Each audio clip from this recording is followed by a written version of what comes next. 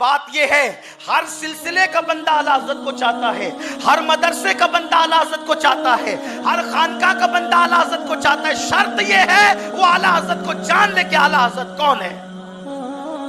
اعلیٰ حضرت کسی سلسلے کے نہیں ہے صرف، اعلیٰ حضرت کسی مدرسے کے نہیں ہے صرف، اعلیٰ حضرت کسی شہر کے نہیں ہے صرف، اعلیٰ حضرت کسی خانقاہ کے نہیں ہے، اس لیے کہ جو نبی کا غلام ہوتا ہے، وہ نبی کا جو غلام ہوتا ہے، وقت کا وہ امام ہوتا ہے، وہ علاقے اور خطے قبیلے کا نہیں بلکہ وہ سب کا ہوتا ہے۔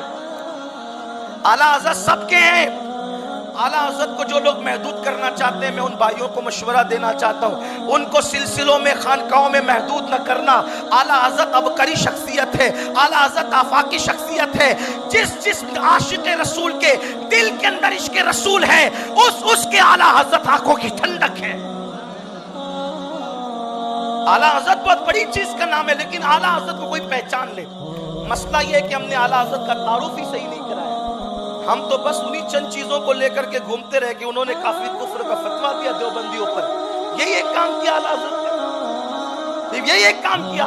بے شک گستاخان رسول کو وہ کافر کہتے تھے، اور آج بھی ہم نبی کے گستاخوں کو ڈنکے کی چوٹ پر کافر کہتے ہیں، اس میں ہمارا کوئی دو رائے نہیں ہے۔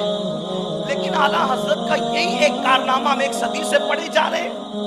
ذرا کچھ اور بھی تو بتائیں، قوم کو پتہ چل گیا کہ انہوں نے دیوبندیوں کو کافر کہا ہے۔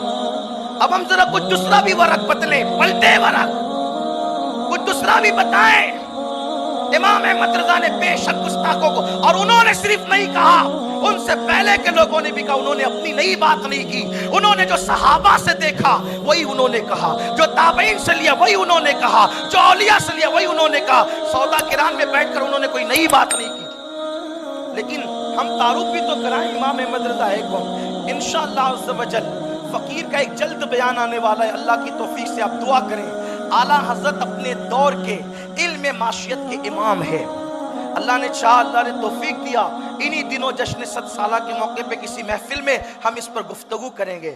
آپ کو پتہ چلے گا کمرے میں بیٹھ کر علم معاشیت پر کیا ان کی نظر تھی، کیا نظر تھی ان کی، اور آج ان نکات پر عمل کر لیا جائے تو مسلمان آج بھی ترقی کر سکتا ہے انشاءاللہ۔ اللہ توفیق دے گا تو، اب میں کوئی بڑا آدمی نہیں ہوں، میں معمولی ہوں، کوئی ادیب خطیب علامہ کچھ بھی نہیں ہوں، ایک طالب علم ہوں، بزرگوں کی جوتیاں سیدھی کرنے والا ہوں، لیکن امام سے ہمیں عشق ہے، اور ہم تو ہر ولی کو دل دے بیٹھے ہیں۔